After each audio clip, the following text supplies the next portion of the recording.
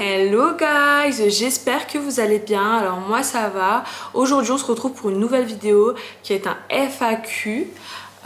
J'ai mis une boîte à questions anonyme dans ma story Instagram. J'en ai sélectionné quelques-unes. Tout d'abord, juste avant de commencer, je m'excuse pour toutes les personnes qui attendaient mes prochaines vidéos. Oh ouais, ça fait 5 mois que j'ai pas sorti de vidéo. Alors j'étais très occupée. J'avais pas la tête à faire ce que je devais faire en même temps de YouTube. Donc voilà, et puis après j'avoue que j'avais le temps, mais j'ai longtemps procrastiné. Donc voilà, mais aujourd'hui je suis là. Donc c'est parti. Donc on va commencer sans trop tarder par la première question qui est: quel âge as-tu? Alors, j'ai 23 ans, je suis née le 20 janvier 2001. Dites-moi si je fais mon âge ou pas. On peut me donner 18 ans comme 29 ans, mais j'ai 23 ans. Question suivante: combien de frères et sœurs as-tu? Alors, j'ai 2 petits frères et 5 petites sœurs. Ouais. On est 8 et je suis la plus grande du coup. Dire l'autre question: tu es de quelle origine? Alors, je suis mahoraise française, donc mon père est français et ma mère est mahoraise. Je précise, oui, je sais que Mayotte c'est français, mais Mayotte ça reste quand même Mayotte, c'est pas la France, donc voilà. Ensuite, troisième question, quatrième, je sais plus, je suis déjà perdue. Penses-tu vivre un jour à Mayotte? Oui, je suis en train d'y penser de plus en plus. Ça peut être dans 1 an comme dans 10 ans, pour une courte durée, genre pour toute la vie. Je sais pas encore, mais c'est vrai que c'est un projet que j'ai en tête. Maintenant, il est pas préparé. Je l'ai juste dans un petit coin de ma tête. Du coup, ensuite, veux-tu des enfants? Alors, oui, je veux des enfants. J'en veux 2, 3 maximum, mais je pense que je partirai plutôt sur un 2. Enfin, c'est pas moi qui décide, hein. Puis si Dieu le veut, bien sûr. Mais ouais, j'aimerais bien en avoir, mais c'est vrai que plus je grandis, plus je vois les enfants, plus je me dis les bails de 4 là. Quelle a été ton année préférée? Alors moi, mon année préférée, si je dis pas de bêtises, ça a été 2018. Franchement, 2018, je vivais ma best life. Ma mère, elle m'avait donné un petit peu de liberté. Je venais de me mettre avec mon ancien petit ami et je vivais ma best life. J'allais au McDo et tout, j'étais en voiture. Franchement, c'était trop bien. Vraiment, quand j'y réfléchis, je vois ce qui s'était passé dans cette année. Franchement, c'est n'importe quoi. Mais franchement, ça a été ma meilleure année. J'étais grave heureuse, j'étais grave contente. Sinon, en deuxième, si ce n'est pas en premier, je dirais 2023. Franchement, j'ai grave des galères. Mais franchement, c'est l'année où j'ai le plus grandi. Ouais, c'est l'année où j'ai le plus grandi, j'ai le plus appris sur moi et c'est pour ça que je pense que ouais, je vais mettre 2023 en premier en fait, ouais. Alors, question suivante: as-tu confiance en toi? Oui, j'ai confiance en moi, même si c'est vrai que des fois j'ai des petits coups de mou. Mais en globalité, bien sûr, oui, j'ai confiance en moi. Et j'espère que vous aussi, vous avez confiance en vous. Alors, il y a une autre question qui est très intéressante, qui est la suivante. Comment t'as fait pour avoir confiance en toi? Qu'est-ce qui a causé ton manque de confiance en toi? Alors, comment j'ai fait pour avoir confiance en moi? Alors, déjà, avant de commencer à répondre à la question, pour la question de savoir qu'est-ce qui a causé mon manque de confiance, je vais pas y répondre. Et toutes les questions de développement personnel et tout, je vais y répondre très brièvement parce que je compte faire une vidéo là-dessus, très bien préparée, pas tout de suite, mais c'est un projet pour la chaîne, donc faut pas que je spoil tout. J'ai fait un gros travail sur moi que je suis toujours en train d'effectuer à l'heure d'aujourd'hui. J'ai commencé par lire un livre qui m'a clairement ouvert les yeux sur mon mal-être, sur la façon dont j'étais, sur le pourquoi du comment j'avais certaines réactions et la cause aussi de mon mal-être. J'ai commencé par ce livre-là. J'ai commencé par ce livre. J'espère que ça focus, mais dans tous les cas, je vous mettrai en barre de description. Ensuite, je suis allée chez la psychologue. Je suis allée voir une psy, donc en lui exposant mon problème, en lui disant... en fait, j'ai raconté toute ma vie de A à Z parce qu'elle voulait savoir. Et ensuite, je lui ai fait le bilan et je lui ai dit... bon, écoutez, je pense que j'ai ça, que je suis comme ça à cause de ça et ça. Donc en fait, j'avais raison du coup sur toute la ligne. Et maintenant que je savais quel était le problème, j'avais réussi à l'accepter, puis voilà. Il fallait que je trouve des solutions du coup pour améliorer mon amour propre. Donc elle m'a donné des exercices, puis je les ai faits, par contre je suis pas retournée. Ensuite j'ai décidé de faire un nouveau départ. J'avais besoin de partir, clairement de partir, de changer complètement de vie en fait. J'avais pas envie de partir en vacances, mais parce qu'il fallait que je parte pendant une longue période et que je parte dans un endroit qui me dépaysage totalement. Donc j'ai décidé de partir à Mayotte. Mais avant de partir, j'ai commencé à lire un autre livre du coup qui est celui-ci. Bah, j'espère que ça va focus. En tout cas c'est celui-ci, je sais pas si ça focus, c'est pas grave, je vous le mettrai aussi en barre de description. Donc c'est un livre qui aide à être positive, à changer sa manière de penser pour être beaucoup plus positive. Donc franchement il m'a grave aidé, et d'ailleurs les deux livres là ils m'ont été recommandés par ma bestie, que je remercie du fond du cœur. J'ai aussi été entourée par de très bonnes personnes. J'essaie de bien relativiser. Ah oui, il faut savoir aussi, il faut pas que j'oublie, très important, j'avais mon appartement et je vivais seule. Et aussi, surtout très important, avant de partir, je me suis faite la promesse de ne pas me laisser aller. Parce qu'il faut savoir que j'ai pris la mauvaise habitude de me laisser aller. Je me laissais vraiment aller, je sortais n'importe comment, je m'habillais n'importe comment, je mettais des perruques mal collées. Mais quand je dis mal, en fait même pas collées, clairement même pas collées, je sais pas si je trouvais une... Je sais pas si je veux... Non, ce serait mieux pour la vidéo en fait, parce que pas trop je rentre dans les détails, donc dans la vidéo que je vous prévois, là je vous expliquerai bien les détails.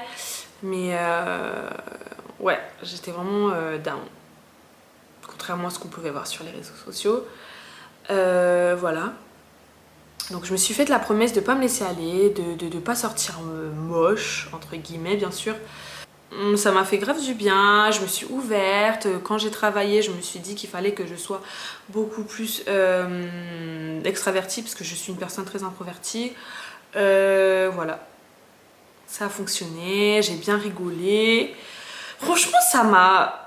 Là-bas, en fait, ma confiance, elle est revenue. J'avais vraiment besoin de partir, parce que tout le travail que je faisais, il manquait le côté physique aussi, qui est très important. Du coup, je l'ai fait là-bas, et partir pour mieux revenir. Donc en fait, quand je suis revenue, je me suis installée dans une autre ville, et pas dans la ville où j'étais. Donc voilà. Et autre chose très importante à savoir, pas que j'oublie, j'étais célibataire. Donc quand j'ai commencé tout ça, ça m'a... Ouais. J'ai commencé au début de mon célibat, je crois. Ouais, j'étais célibataire quand j'ai commencé tout ce travail-là. Ça m'a duré à peu près 1 an, je crois, un truc comme ça. Ouais, 1 an. Ça m'a mis 1 an. Après, il faut savoir aussi, vous pouvez avoir aujourd'hui confiance en vous, et puis demain, votre confiance, elle part. Parce qu'il peut y avoir des événements dans la vie qui font que vous pouvez avoir une baisse de confiance. Il faut pas négliger, ne négligez surtout pas. Mais bon, on va passer à la question suivante parce qu'il faut pas que je spoile le trop. Alors, question suivante, comment gères-tu ta santé mentale? Déjà, tout d'abord, j'ai une application de motivation qui s'appelle Motivation. Ça vous envoie des petites phrases, mais mine de rien, ça vous remonte un peu le moral. Par contre, petit bémol, je pense que ça plaira pas à tout le monde parce que j'ai l'impression qu'ils nous écoutent. Donc des fois, quand je suis au téléphone ou quand je parle tout simplement... à voix haute du coup, j'ai jamais testé par message, je pense pas. Bah j'ai l'impression qu'ils nous envoient, du coup l'application envoie des notifications de messages sur le problème en fait, sur le tracas qu'on a. Exemple, vous dites ah non putain je suis trop vieille pour prendre les études, et là d'un coup vous allez recevoir une notification du genre ouais il est jamais trop tard, vous n'êtes jamais trop vieille pour rien. Vous voyez, mais une vraie phrase quoi. Là je dis ça comme ça, mais c'est une vraie phrase. Je vais vous montrer à peu près à quoi ça ressemble, attendez. Exemple, là vous recevez des petites notifications. Je vais vous la lire. Prends le temps de respirer, Nessa, et d'apprécier les petites choses. Ouais. Ensuite, je me pose quand je vois que ça va pas, que je commence à être pas bien, et j'essaie de poser des mots sur les émotions que je ressens. Donc la tristesse, la colère, peu importe. Tout d'abord, déjà, je fais le bilan avec moi-même. Ensuite, j'en parle souvent avec ma bestie. Et des fois, quand je parle, eh ben, j'ai des choses qui me viennent en tête. Et je me dis, ah, ok, c'est par rapport à ça. Et quand il n'y a rien qui me vient en tête et que je ne comprends toujours pas, elle est là pour me dire, écoute, c'est pas ça, elle me pose des questions. Mais c'est très important du coup de se poser quand ça va pas et de réfléchir au problème et de se dire, est-ce qu'il y a une solution, est-ce qu'il n'y a pas de solution, qu'est-ce qui va pas, poser des mots sur vos émotions, tout ça. Mais encore une fois, je peux pas tout vous spoiler. Donc voilà. J'espère que ça vous aidera, juste ce que je viens de dire. Ensuite, ce que je fais, je n'hésite pas à me détendre. Si vous sentez que vous avez besoin de faire un restaurant, allez faire un restaurant. Allez faire des choses qui vous valorisent, qui vous font sentir une bête de go. Je sais pas comment vous expliquer, enfin une bête de personne, voilà. Donc faites ça, c'est très important aussi. C'est important aussi d'avoir une bonne routine de vie. Donc moi personnellement j'ai remarqué que je me sentais beaucoup plus d'attaque et beaucoup plus en forme quand je me réveillais tôt. Donc quand je dis tôt, c'est à peu près à 5h30 du matin. Et faut savoir aussi que pour moi le sommeil c'est très important. Enfin si j'ai pas mes 8 heures de sommeil, clairement moi ça va pas, je suis aigrie. Donc j'essaie d'avoir mes 8 heures de sommeil, 7 heures minimum. Moins de 7 heures là déjà ma tête elle est... ça va pas. Déjà je sais que pour le moment ça va pas aller parce que j'ai pas eu mes heures de sommeil. Donc en général je me couche à 21h30, je me réveille à 5h30 parce que quand je me réveille après 6h, je sais pas, j'ai l'impression que ma journée elle est gâchée. Je sais pas cette... je sais pas comment vous expliquer, mais je me sens beaucoup plus d'attaque, je me sens beaucoup mieux en fait de me dire que je suis 5h30. Je fais toute une routine en fait que je vous filmerai, du coup je vais pas non plus vous spoiler, je suis désolée, mais je vous filmerai ça, ma morning routine déjà, et puis vous le verrez dans les vlogs aussi parce que je vous prépare quelques vlogs, donc j'essaye de faire une routine adaptée à moi qui me fait me sentir bien. Je suis aussi des personnes, des influenceuses telles que Ashley. En fait Ashley c'est mon influenceuse préférée en fait, depuis je pense que j'ai 18 ans, 19 ans, je sais plus, ça doit faire bien plus de 5 ans que je la suis. Des fois je regarde plusieurs fois ses vidéos d'affilée. Aussi Alia Face, elle c'est ma préférée aussi. C'est mes deux préférées. En plus elles sont plus âgées que moi, enfin plus âgées pas de ouf. Mais je pense qu'elles ont 28, 29 ou 30 aussi, entre 28 et 30. Donc ouais je m'inspire de fou. J'ai reçu des questions par rapport aux hommes du coup aussi. C'est quoi l'homme idéal pour toi? C'est quoi ton style d'homme? Alors... Mon style d'homme, je pense que ça c'est plutôt physique. Moi je suis dans Black Love, mais après je suis pas fermée, on sait jamais, vous voyez. J'ai pas forcément de style honnêtement. Moi c'est juste la taille qui compte. Parce que c'est vrai, il faut savoir que je suis 1m68. Je suis souvent en talons. Du coup, flemme d'avoir un mec qui est plus petit que moi. C'est tout. Sinon, par rapport à l'homme idéal, pour moi, c'est un homme drôle, attentionné, gentleman. Moi j'aime beaucoup, galant. Qui t'apporte la sécurité, qui m'apporte la sécurité donc dans tous les points financière, dans le sens où si j'ai un problème, j'ai une galère, je sais que je peux compter sur lui. Je sais que quand je sors avec lui, je suis pas peur, c'est pas comme quand je sors avec ma copine. Voilà. Respectueux, fidèle, et on en passe. Mais bon, c'est tellement la base en fait que je ne le dis pas. Mais c'est vrai qu'il faut le dire parce qu'ici, il y a des gens, voilà. Enfin bref, voilà. Pour cette question, je pense que j'ai répondu. On va passer à la question suivante. Et ensuite, je pense que ce sera presque terminé. Quel est ton voyage de rêve? J'ai loupé mon voyage de rêve. J'en ai pas vraiment, faut savoir que je suis une fille. J'ai pas de voyage préféré, j'ai pas de destination préférée, j'ai pas de couleur, j'ai pas de plat préféré, j'ai pas de coiffure préférée. Ah si, j'ai une coiffure préférée. Mais sinon, franchement, je vis selon mon mood en fait. Ça dépendra tout à fait de mon mood. Mais sinon, c'est vrai que moi, au niveau voyage, je suis plutôt plage, détente, bronzage, bête de resto, bête d'hôtel, beau paysage. Moi, c'est ça mon délire. Je suis pas trop compliquée. Mais après, c'est vrai que j'ai longtemps eu comme voyage de rêve Bali. Parce que quand j'étais au lycée, du coup, j'avais une prof de français qui nous avait dit de lire un livre. En général, je les lisais pas les livres, hein, franchement. Mais là, j'ai jeté un coup d'œil, j'ai lu et franchement, j'ai trop kiffé. C'est mon livre préféré de tous les temps jusqu'au jour d'aujourd'hui. Je l'aime trop. Mon livre préféré. Donc, Laurent Gounel, L'homme qui voulait être heureux. Alors, c'est un livre, résumé en quelques mots, c'est un homme qui part à la quête du bonheur. Donc, en fait, au début, il part en vacances pour détendre. Au final, ce voyage se transforme en quête du bonheur. Voilà. Il y a deux personnages principaux, enfin un personnage principal qui est excusez-moi, qui est Julien. Et il s'appelle comme mon père d'ailleurs. Et un autre qui s'appelle Maître Samtian, je crois. Je crois qu'il s'appelle comme ça. Enfin, c'est un sage du coup, un guérisseur. Et qui lui a dit qu'il n'était pas heureux. Mais bon, pas que je vous spoil en fait, parce que j'ai prévu aussi une vidéo pour vous expliquer tous les livres. Donc voilà. Et donc à travers ce livre, Bali m'a inspiré la détente, le bonheur, la méditation, la nature, tout ça. Donc c'est grave mon délire, donc ouais. J'aimerais très pas forcément, enfin j'aimerais énormément y aller, mais après pas forcément Bali, mais maintenant que je suis du coup plus adulte, c'est plus l'Indonésie moi du coup. Vous voyez l'Indonésie, le mood de l'Indonésie, voilà. C'est ça, voilà.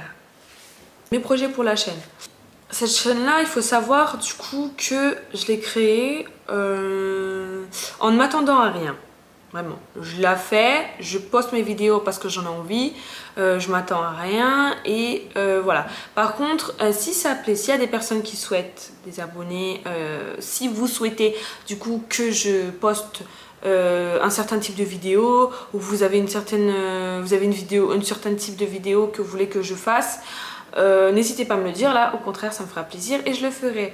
Mais sinon vraiment je me casse pas la tête. Je le fais comme je le sens.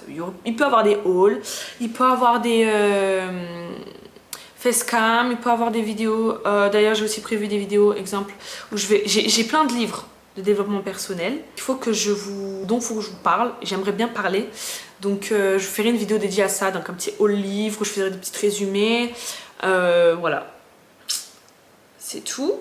Donc là, j'ai sélectionné deux petites questions pour terminer. Qui sont les suivantes?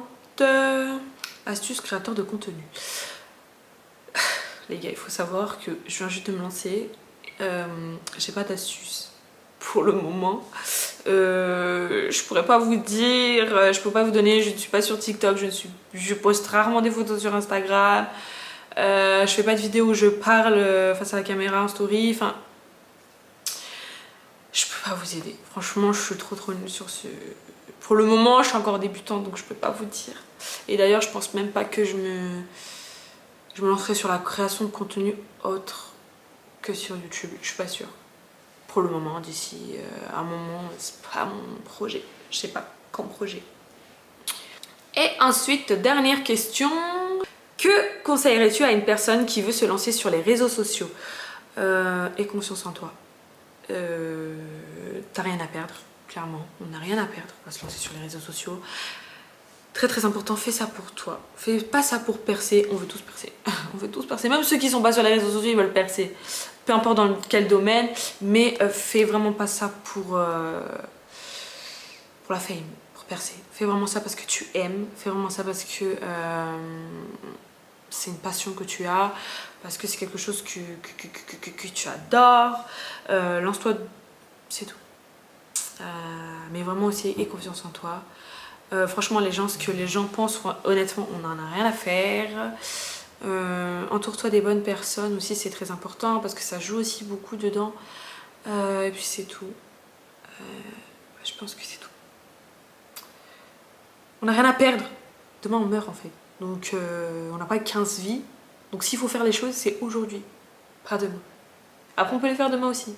Mais faut pas essayer de pas penser au regard des gens, essayer de pas calculer les gens, faire ce que t'aimes, aie confiance en toi. Voilà, c'est tout ce que je peux te donner comme conseil. En tout cas, voilà, c'est tout pour les questions. Je tenais aussi à remercier toutes les personnes qui se sont du coup abonnées à moi, parce qu'il faut savoir que j'avais 0 quand j'ai posté ma première vidéo. J'avais 0, là j'ai 100 et quelques.